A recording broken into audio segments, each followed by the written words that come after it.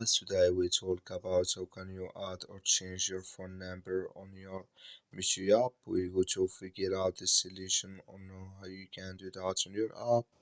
So you just follow this ways, then it's going to work with you. So all you have to do, you just go down here, you click here on me down here.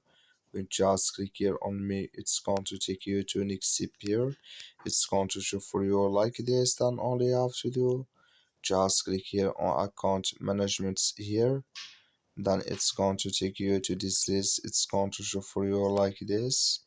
Click here on phone number here. Then it's going to take you to this list. Click here on login phone, and here add your phone number here or change it. Then you click here on reserve verification code. Then it's going to add with you here on your Meitu app. That's all you have to do. I wish you are great. Thank you for watching. Don't forget to support us by liking, subscribe.